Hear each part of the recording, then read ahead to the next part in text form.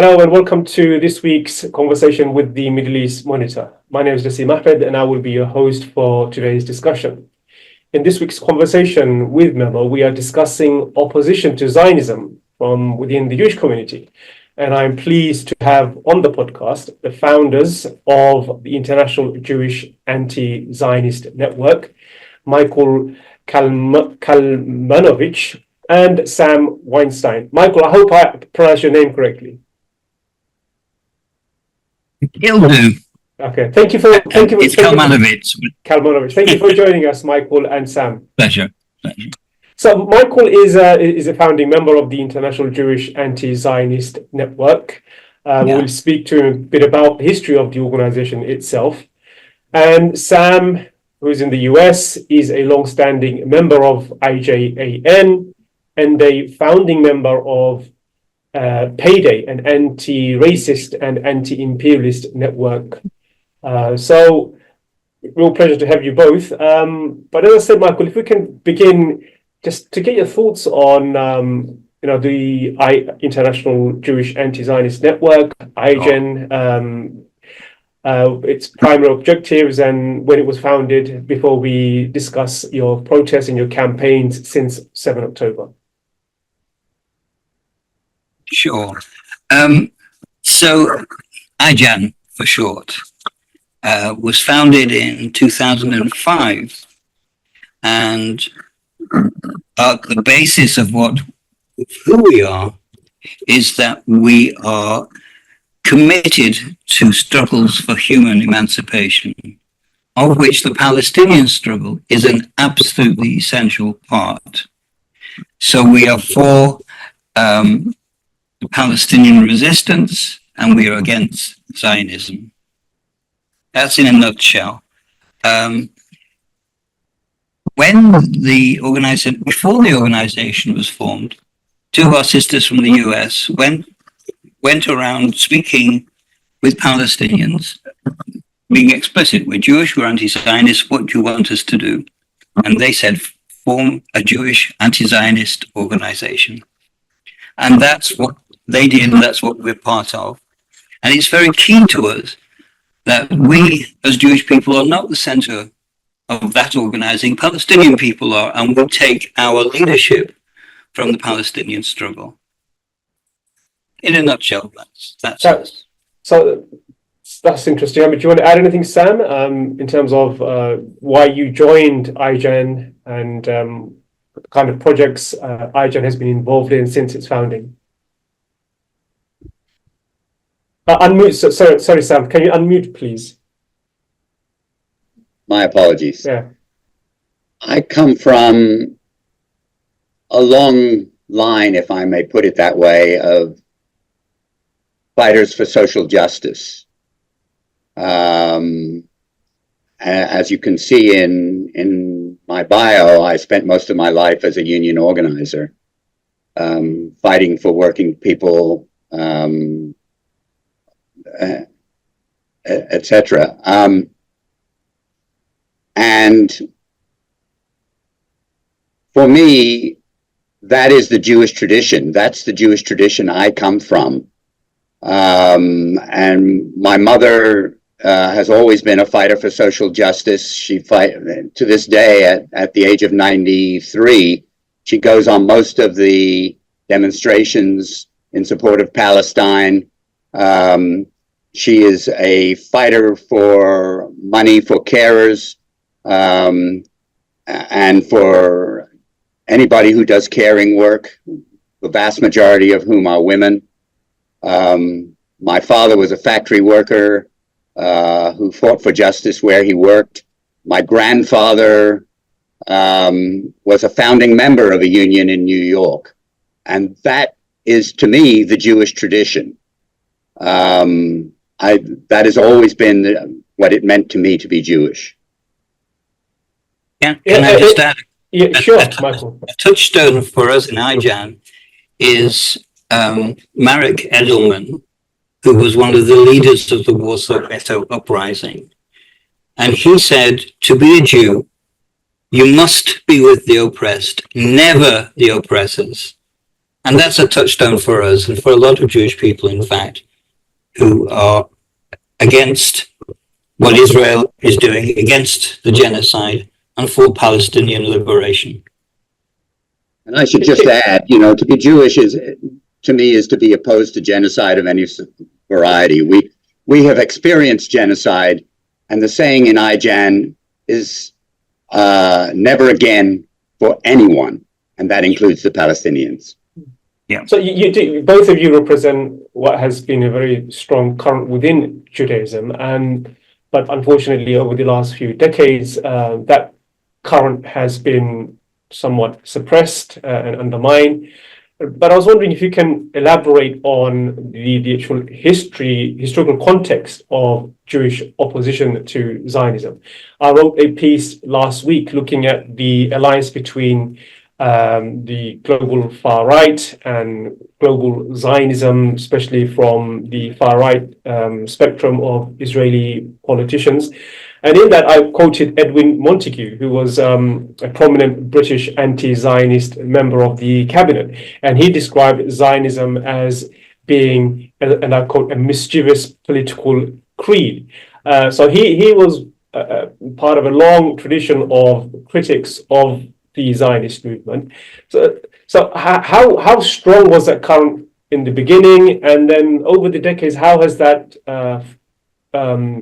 aspect of anti-Zionist movement within the Jewish tradition been suppressed? Can you speak a bit about that? Just give us a historical context of opposition to Zionism. Well, Judaism is thousands of years old. And for almost all of those thousands of years, there was no Zionism. It was a minority, it didn't exist. So it's relatively, historically, recently that it has come into play. And as I understand it, begun first of all by Christian Zionists and then by Jewish Zionists more later on. But at this moment, because there is a genocide, there has been thousands and thousands of Jewish people demonstrating, blocking bridges, occupying train stations, surrounding the White House. We have a Jewish bloc here in London. So at this moment, there are so many more anti-Zionist Jews who are very visibly out on the street. Our history includes that during the 30s, when the Jewish world was boycotting Nazi Germany, the Zionists scabbed. They made a secret trade deal with the Nazis. And that's part of our history, that far from trying to defend Jewish people from what became the Holocaust, they actually worked with the Nazis. We are horrified by that. And I think you see that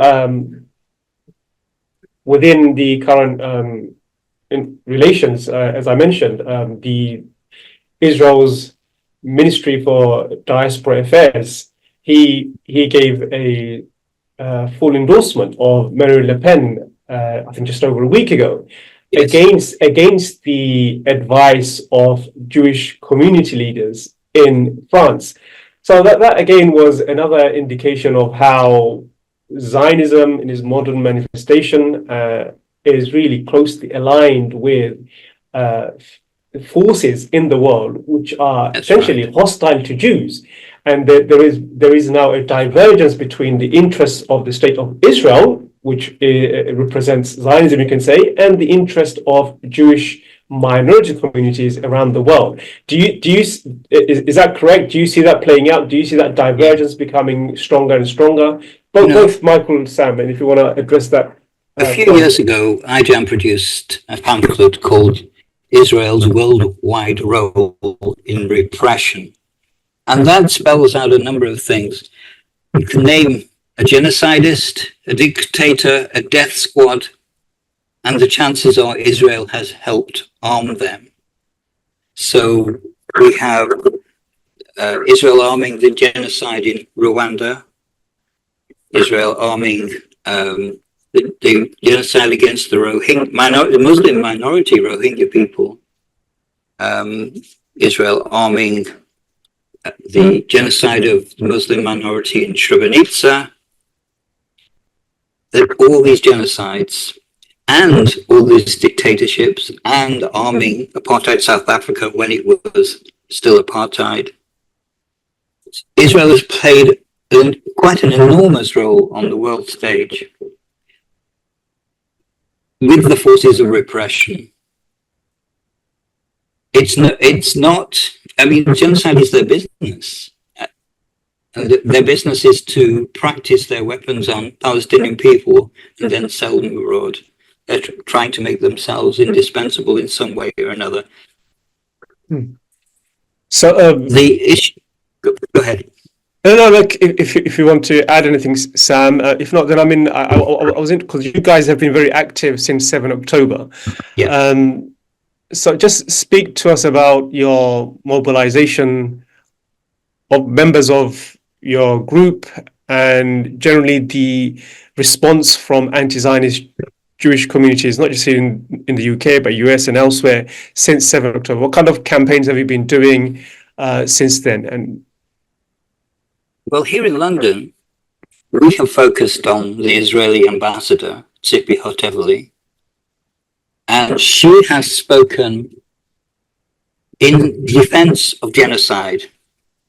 She's literally said, oh, the cockpit bombing of Germany during the war, 600,000 people killed. That's fine. Or the bombing of Tokyo in the war, 100,000 people killed in one night. That's fine. She's agreed with the proposition to flatten the whole of Gaza. So we have taken a case. We've submitted a case to the Metropolitan Police War Crimes Unit, asking them to investigate her for incitement to genocide. I'll tell you a bit more later. But we've also been outside of her house every week since October. The police response was to move us, to disallow us. So we've moved just outside the banning area, Swiss Cottage, and we're still there every week, every Friday, 5 till 6. We have a good core of people who join us, not Jewish by any means. We have a lot of Muslim people, especially women, join us. We have people from all kinds of sectors. We have people of color who join us. And we absolutely want to keep this going, to put pressure. Our banner says expel. We want her expelled from this country. And so we're also challenging the banning at this time. And the policing, until recently we were fine, but then the Zionists came. And they came in some numbers. They were very loud, they were very provocative, they were very threatening. And it seemed like the police were taking their side. So we've done a number of letters to the borough commanders, and in fact we met one of them yesterday.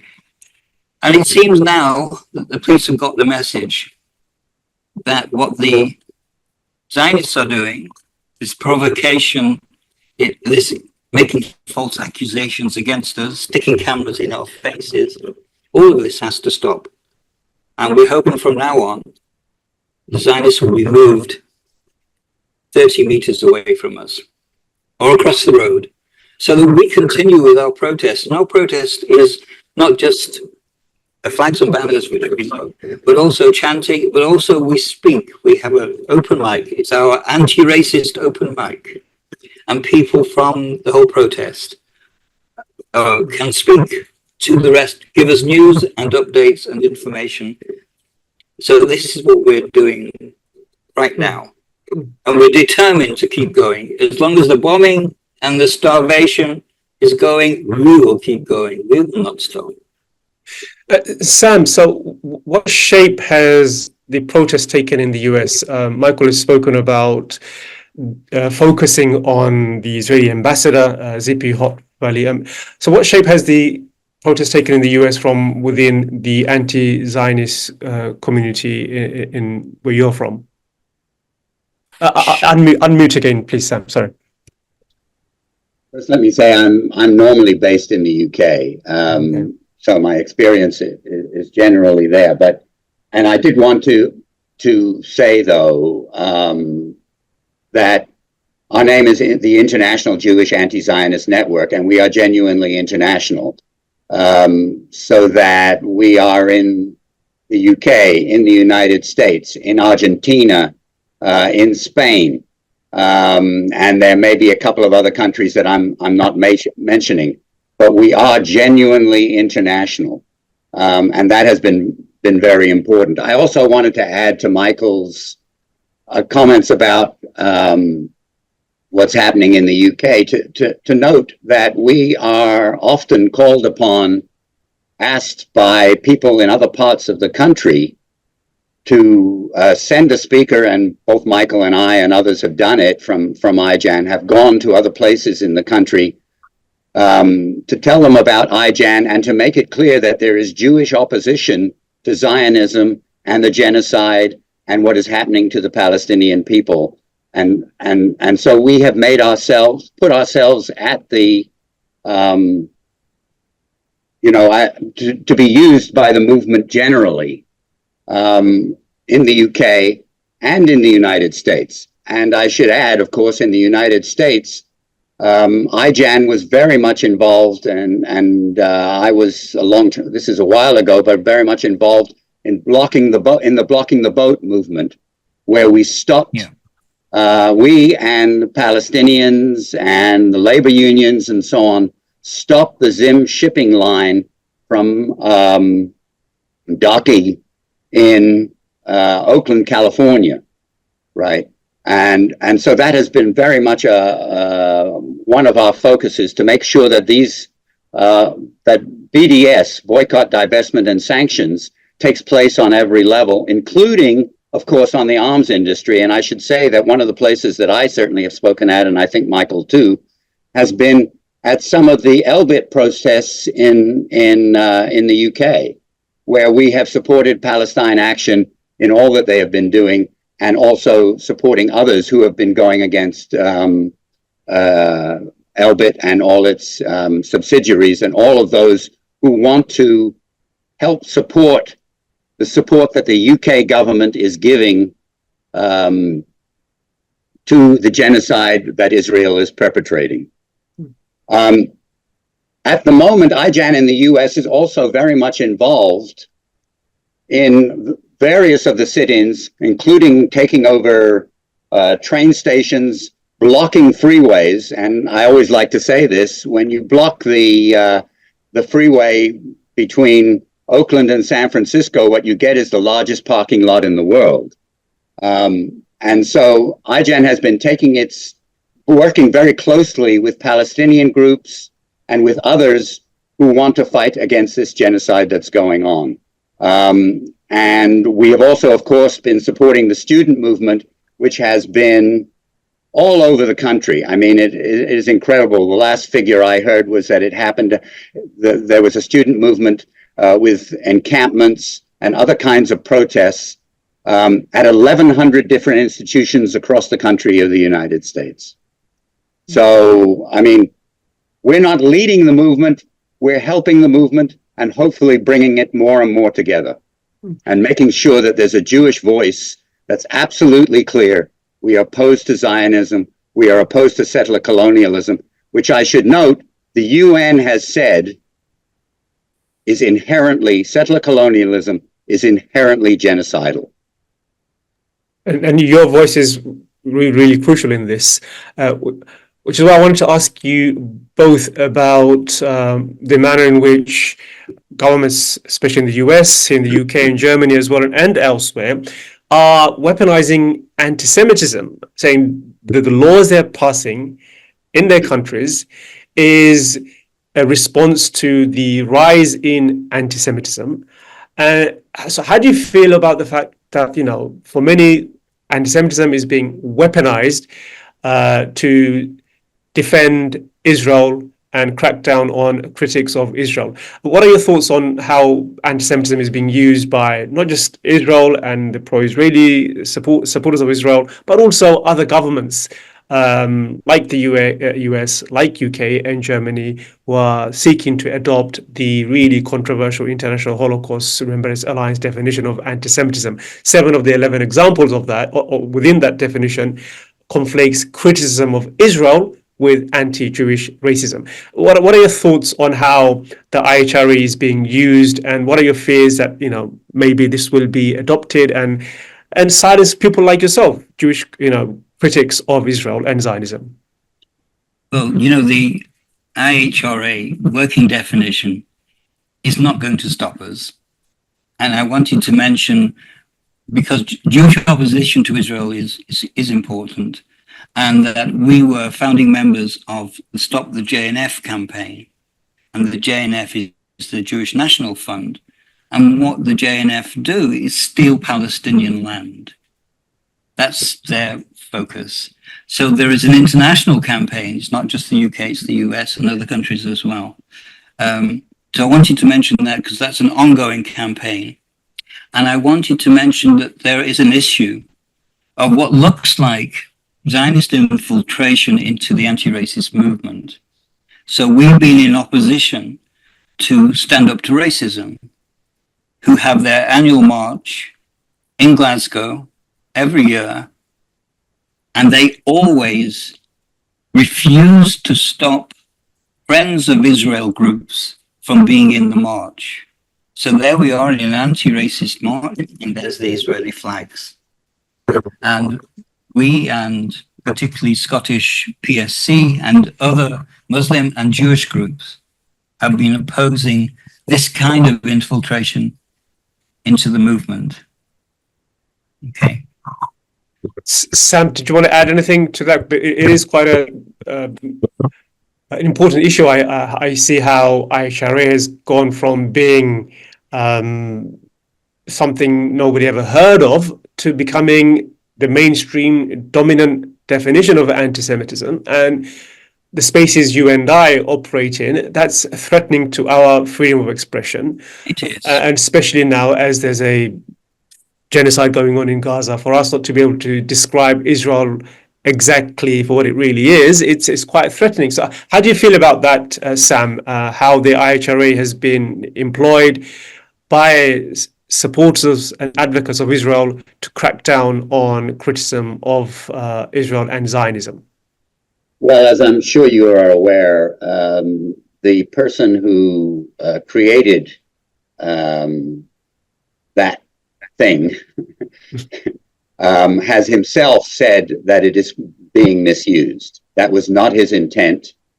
It was not supposed to be a definition of anti-Semitism. And of course, they want to shut us up. And they have used it. They have tried to spread it as far and wide as they possibly can. But it is very difficult, unless you're a Labour Party official, it's very difficult to accuse Jews on a large level of being anti-Semitic, which is what they have attempted to do. I have been called a capo in various places. Frankly, the people who are putting Jews at risk are in fact the Zionists, who, as you note in one of your questions, have in fact aligned themselves with the most right-wing elements in the world. We sometimes see on the picket, we sometimes see UK flags intermingled with the Israeli flag in the opposition to the picket. And we assume that those people are just straight out fascists from the English Defence League or some similar organization. And we have definitely seen the tremendous support in the United States, for instance, of Zionists, Jewish and otherwise, for Trump. And Trump has been anti-Semitic as hell, and many of his supporters have been anti-Semitic as hell. And so the IHRA is just another way of them spreading that poison and of trying to shut us up. We have no intention of being shut up. We will not stop talking while there's a genocide going on. We will not, and until the Palestinian people are fully liberated. And can I just add, because we've both had experience of the Labour Party, and the fact is that if you're Jewish and support Palestine, and you're in the Labour Party, you are 10 times more likely to be expelled than if you're not Jewish. So we can say quite clearly that Starmer is not only racist against Palestinian people, but anti-Semitic as well. So we have little faith that Labour will be any better than the Tories. They're, as far as I can see, continuing to arm Israel. They're continuing to have flights from the British base in Cyprus to Tel Aviv. That was going to be my next question about are you optimistic about the new Labour government? You guys have been quite closely involved. It seems like you're clearly not. But I mean, what is Starmer trying to do then when he says, for example, he would recognize the Palestinian state? Do you think he's trying to claw his way back, and having realized that the party has shifted so far to the right, appearing to even supporting genocide at the beginning with the statements he made at LBC? That's right. Do you think he's trying to now row himself back, or is that almost impossible now, given the kind of people he's surrounded himself with, and given the type of donors there are in Labour? That's right. So do you think it's even possible that Labour will be able to take on a different course in its approach to Israel and Palestine than the Tory government? Well, Starmer is a Zionist, and as we know, Zionists lie all the time. So we've seen Starmer make these pledges and that pledges and then drop them very quickly. So he's pledged to recognize the Palestinian state. We'll see, and we'll see what it means. But the fact is, he began by agreeing with Yoav Gallant, the Israeli defense minister, that it was absolutely fine to stop all food, water, and power coming into Gaza. That's genocidal. I don't see how we could ever row back from that. So the point is that there is now a huge Palestine movement all over the world, in the UK, and it's got some weight. And you could see from the election results that a lot of people did not vote Labour, and part of that reasoning was that Labour was on the side of the destruction of Gaza. I think he's pragmatic. He may have to do something about that if he wants to keep even a portion of the popular vote. That's right. I mean, Labour has a huge challenge on this end. And we were involved in Andrew Feinstein's campaign here in Holborn and St. Pancras, and Andrew was standing against Starmer and got a huge, 7,000, 8,000. Starmer's vote was cut in half. Incredible. No future prime minister has lost so much of the vote in his own constituency. So that was really an expression of the Palestinian movement, the anti-genocide movement, and those of us who really want to make a change in the world. Let's end with this final question to you both, Michael, and to you both about the general shift that's taking place within Jewish communities. Of course, Jewish community aren't one monolithic block; they're all different. I'm not really familiar with some of the changes that are happening. What's been the major shift since 7 October? One thing you hear from analysts and experts like, for example, Ilan Pappé. I'm sure you've been to some of his lectures. He views the current situation as the beginning of the end of Zionism. Every ethno-nationalist state has baked within it, genocide. Genocide is a possibility in every ethno-nationalist project, and we are now at a phase where genocide is the natural, logical conclusion of what Zionism, in the eyes of many, was already going to create in Palestine. So that being the case, are Jewish communities or new generation? I'm more interested to hear about the new generation, younger Jewish members. Are they looking at Zionism in the way you have, see as and view it as a racist ideology that is causing the genocide of the Palestinians? Is that a growing sentiment within younger generations of the Jewish community? Just to you both before we finish. I think we can see that most clearly in the US, where the student generation, the younger people, are moving away from Zionism hugely. I mean, there's probably a bigger proportion of Jewish students who are now anti-Zionist, first of all, than ever before, but probably more than who are Zionist. I think that's a huge change, and that's reflected, I think, amongst young Jewish people generally. I don't have the figures for here, but some years ago, when the question was asked to the Jewish communities in large, something like 40% of Jewish people said they were not Zionist. So the proportion of not Zionists is very substantial, and that can only grow, because the situation now is you're either for genocide or you're against it. There's no shades of gray in this. And I think that's made a huge difference. It's so clear that Zionism is murder. Zionism is killing mothers and babies. We can't stand for that. I think that's a general view. Sam, what's been your experience with this? No, I absolutely agree with what Michael just said. Just to add, we have to keep in mind that is the Jewish tradition, especially here in the United States, but I think all over the world. Jews have traditionally been oppressed all over the world, and their response has been opposition to oppression generally.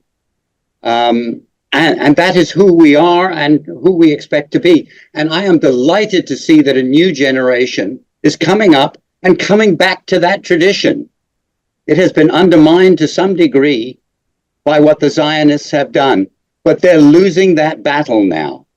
The Israeli state is losing that battle. Everybody can look at Netanyahu. They see him as perpetrating genocide. They see Israel as doing that, and they see the US government and the UK government and various European governments as supporting those genocidal tendencies. And they are opposed to that because they fight it. They fight against racism, against black and brown people. They fight for women's rights. How can they not support the Palestinians? It is an absolute contradiction to not support the Palestinians, and more young people and Jews generally are coming back to that Jewish tradition. Can I just give a shout out to South Africa? Sure. Because they've made such great legal inroads to put Israel in the dock for its genocide. They had this extraordinary experience of apartheid, and we remember Archbishop Tutu saying that apartheid in Israel was worse than it was in South Africa. And now they've come out with the Johannesburg Declaration, which calls Israel's genocide, very particularly, a reproductive genocide, a genocide against mothers and children. And I think that is so important that we remember that they're literally trying to kill the next generation. I can't tell you how what Israel is doing has been the most awful thing that has happened in our lifetimes. And people are responding to that. They know it is. And we are absolutely going to win. Thanks. Which is why voices like yourself, voices from the International Jewish Anti-Zionist Network is more important than ever before, which is why I wanted to give you both a chance to speak with us, MEMO Conversation. So thank you, Michael, and thank you, Sam, for joining us, giving us your time. And thank you for tuning in for another for conversation with the Middle East Monitor, and hope to see you again for another podcast next week. So see you. Take care. Bye-bye.